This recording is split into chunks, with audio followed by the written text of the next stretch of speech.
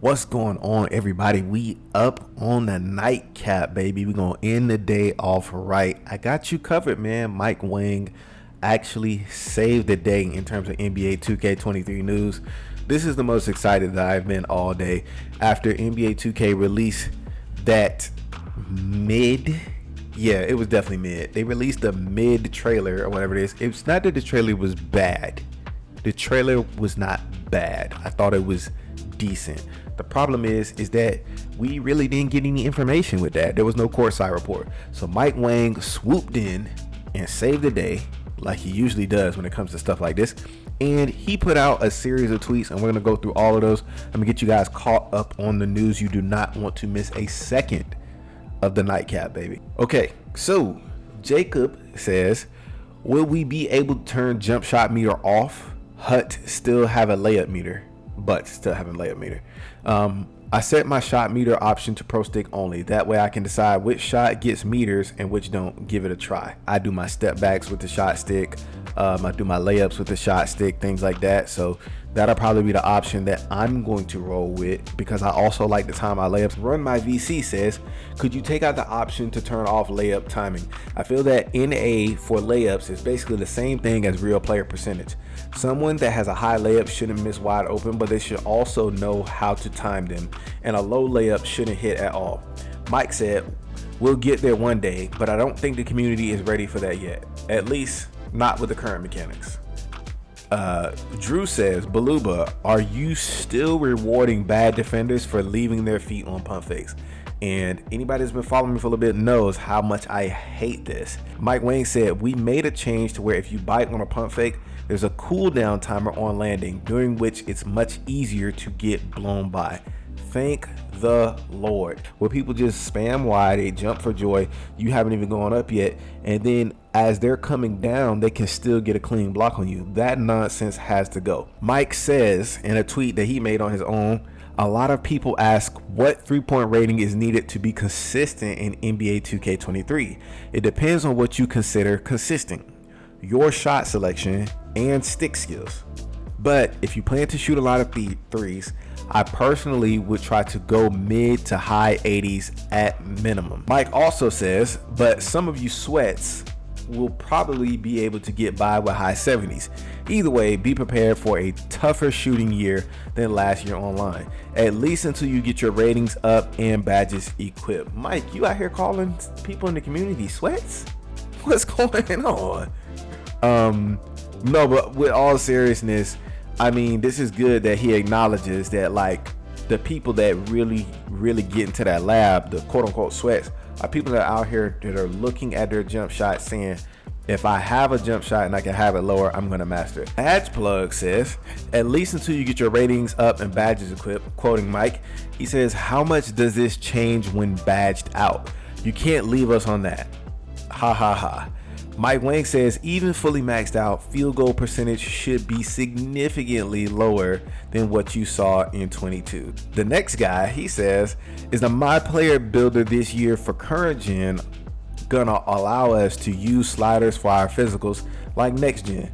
He says the current gen builder was built off of 2K22's next gen builder. So that's pretty much all the builder news that we have so far. Now, the next person that said something was this Air Samurai. What is your favorite layup package, and did MJ get a upgrade to his dunk package?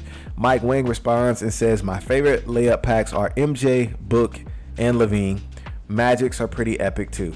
So if you're gonna be making a slasher, you're gonna be making a Kobe Bryant, Michael Jordan build, wink wink, like what we're doing on my channel, and I'm gonna be showing you how to do that, especially create some really cool swings.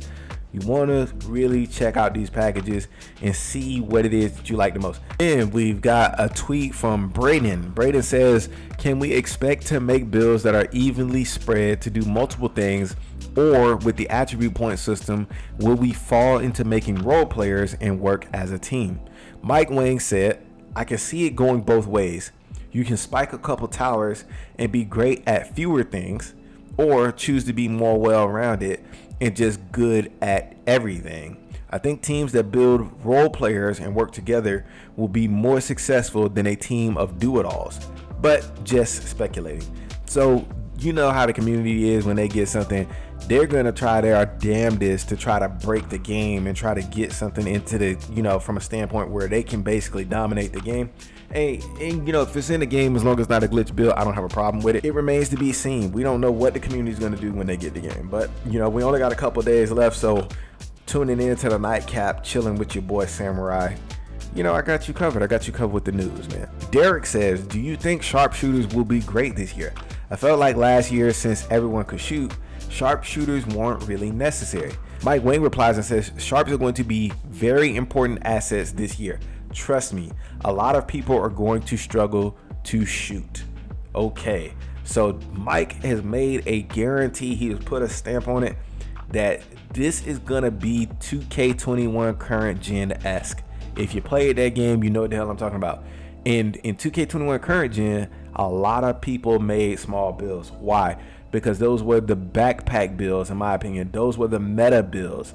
And people are always talking about how comp they are, and they always end up making the easiest build in the game to use in order to be able to stack up a win percentage. That means absolutely nothing. If you follow my channel as well, I don't give a shit about win percentage. I want to play the game, I want to get better at the game, I want to learn the game. The win percentage only means something if I am in a mode where I get to pick my teammates and I go up against teams and I cannot dodge games, i.e. pro-am, some shit like that. Hatim says, what about making a center build that has 75 3-ball? Can it be effective, or we're going play shots and paint beasts all over again? And once again, what Hatim said is actually true. I mean, if you look when he says play shots and paint beasts all over again, people that play this game that don't care about skill and they only just want to win, they're going to make the build that's going to be the easiest for them to be able to try to rack up a win. So when he says play shots and paint beasts, that's about 90% of the community that is going to make builds that's not going to be their favorite build.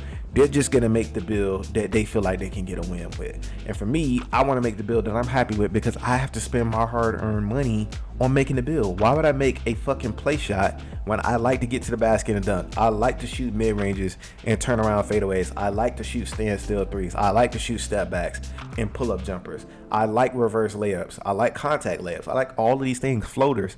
I like all of these things. So I'm not going to make a play shot. I'm going to make a build that's going to be able to do that for me. A build that can still get my Kobe Bryant size ups and lock up on defense. That's the build that I'm going to make. That's what's right for me. And I encourage you, if you watch my channel, to make the build that is right for you.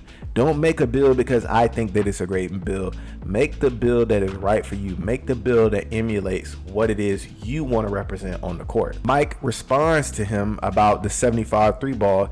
Can it be effective? Mike says stretch bigs can be very effective. 75 3-point might be a little too low for most people, but if you're really good with shot timing and take wide open J's, you can be a threat. So Mike is letting people know automatically that a 75 3-ball might be low for most people. Congo King says, Baluba, will interior defense be buffed this year? Paint mashing overruled interior defense ratings last year. And Mike Wang said, from all of our internal and external playtesting sessions, I'm pretty confident that mashing is dead. If there's still an exploit there, we'll patch it. And once again, even with a paint mashing type thing, to me, the paint defense was weird this year because, like I said, and even Shakedown said this, and Shakedown has 1.something million subscribers. You didn't really see guards going for layups this year because everything was getting swatted out of the paint. But there are people that play this game that really just enjoy exploits. They enjoy doing things to piss other people off. So the mashing thing might have been an exploit that people were doing. I never saw it or played against it because I don't consider myself comp. I consider myself a person that really enjoys the game and likes to have fun on the game and likes to get a basketball experience. So that's just my 2 cents on it. Mike Wang said they will patch it. Mary Scott says, does the mid-range rating correlate to post fade rating? Mike Wang says post shots correlate to the distance you're shooting them from. So post fades from the low block will use close. Deep fades will use mid / 3-point, etc. So this is something that Mike Wang talks about every single year, that basically with post fades, it correlates to where you are contextually. That's the reason why I always make a build with close shot. I don't give a damn what anybody else says. I make my builds with close shot, because if I get close enough to the basket and you're jumping at the wrong time, I want no excuses for why I'm not making my close shot. Craig Wilson Jr. says, Baluba, in your opinion, if my driving layup is an 85 plus, is it best to have layup timing off or on? I feel like we missed a lot of layups last 2K with high ratings. Mike Wang says, definitely try both, but you'll have a way higher ceiling with layup timing on, aka Samurai. You'll have a way higher ceiling, because I'm definitely gonna be timing my layups as long as it doesn't feel broken. Also, if you're making a slasher, you might want to practice skill dunks. You can do a lot of damage if you get good at both those things. Brandon says, Baluba, what's your favorite improvement from 2K22 to 2K23? Mike Wang says, my favorite thing is probably the shooting skill gap. Second might be the controllable rim hangs on new gen. So, I mean, it sounds, from all the definitions of what we're getting, guys, it sounds like we're in for a game that is gonna be really fun, and people are not just gonna be able to make certain builds and just jack up threes. Elio says, Baluba, with real player percentage being out of the game, will we have to time our layups and floaters now? Baluba says layup timing is still optional, but I highly recommend enabling it if you're a comp. Mike, don't call me comp. Don't let people know, okay? I am not a comp. I'm just a guy that loves playing basketball video games. Deontay says, so if my layup timing is on and I time it horrible, will I still make all the same layups that I would if real player percentage is on, meaning layup timing is just a boost? Mike says, no, you will miss more layups with bad timing than you would if you turn layup timing off, but you won't blow wide open layups anymore. Okay, decent, even with bad timing. And with layup timing on, you'll be able to make a lot more tough layups that you normally would miss with real player percentage, which is a bonus for me, because I'm going to be finishing. People are going to be whining and complaining. They're going to be talking about this OP, when really the fact of the matter is I increased my skill. So, you know, make your voice be heard, man. Let's not get things that actually work in the game patched out and people calling it OP when really they just suck at being able to guard certain stuff. Reheed said, are real player percentage free throws gone? Mike says, real player percent free throws are gone online. You can still use it offline if you want. Get that real player percentage bullshit out the game. Goodbye. Black Plug said, what do you think the park/stage slider difficulty would be close to on release? Mike said it has its own slider set, but it's closest to Hall of Fame. So we definitely gonna be having a time out there, man. I can already see it now. The tears, let the stream of tears begin to flow. Of all of the people out there getting their butt handed to them and don't want to learn the game, don't want to put strength in their build, and just gonna be getting blown by to the basket. Niggas gonna be in YouTube videos talking about it's 2K18 all over again. Okay, man. J Ray says, wait, so just for clarification, does this mean you can't make a point guard taller than 6'4", or am I reading that wrong? Sorry if it's a dumb question. Mike Wang says, you can still make oversized PGs, but you have to be 6'4" to get the small guard animations. Johnny says, maybe I'm reading too much into this, but walk on rec like 2K15 rec center, or are you guys separating squads and randoms and rec? Mike Wang says, don't read anything into it. Walk on is just an internal name we use. And this is in response to Mike responding to this guy named King that says, what about rec? Is it the same difficulty? He says, walk on rec is closer to superstars. Item for 3 says, Baluba, is the mashup badge also similar to Mouse in the House from 2K22? And Mike says, Mouse in the House was rolled up into Masher. It's going to be a lot of different badges rolled into one. This probably is going to be my favorite badge, one of my favorite badges in the game next to Bully, because I will be having a maxed out strength on my shooting guard, and I will be getting to that rim, man. It's going to be, ooh, I can't wait to catch my first contact dunker here. Reheat says, what about Grace Under Pressure? I'm assuming that also is part of Masher. Mike says, yeah, Grace Under Pressure got rolled up into Masher also. Dimework says, we're not going to know what the builder looks like until we load the game up. And replying to Dimework was Fizzo, who says, not only that, we don't even know if there are hidden gems like +4 to physicals with gym rat or +1 to overall after reaching 95 overall. I've been asking Baluba for almost a month every day to see if he will give us some insight, because those things matter when we making builds. 100.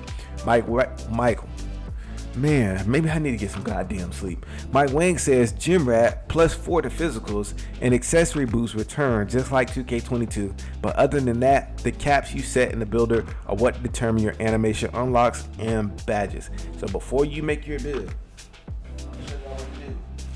You see this? Grab you a piece of, what is this? What's up this? I don't know what this is. Some news mail that I was supposed to throw out. Grab you a notebook like this and go into MYCAREER and write down all of the animations that you like and what the requirements are for those animations. Do not make your build without that. You're going to waste your money. Also, make sure that if you're a right-handed player, because I screwed up a build one year like that. I ended up spending like 150 or 190,000 VC on making a build, and the build was a left-handed. If you don't want to play left-handed, don't make a left-handed build, because once you pick the hand of your build, you can't go back and change it. Elijah Juan Dream says, what about Takeover? Does Takeover work the same as last year, where ratings fluctuate as your meter increases? And are the ratings boosts when in Takeover the same as last year? And are Takeover perks returning? Sorry for that loaded tweet, LOL. Mike says, yes, Takeover is tuned differently this year, but the core system is the same. Ratings drop if you go cold, ratings rise as you get warm, and you get an extra boost when in take. Takeover perks are returning also. Biggest change, the new team take design. All right, this next dude named Dark, he says, have you fixed the contest system for 23? Is it the same as 22 or back to its original state like 20 and 21? Mike says the contest system is pretty different from both 20 and 21. What the game considers open versus yellow versus red contest is somewhat similar to how it's been in the past, but shot windows narrow much quicker in the yellow range. So you are going to be able to hit, if you guys have not paid attention to any parts of the trailer, pay attention. They keep showing people shooting with somebody right up underneath them and their hands are down. The hand down, man down badge, a lot of people are going to hate it, but it's in the game.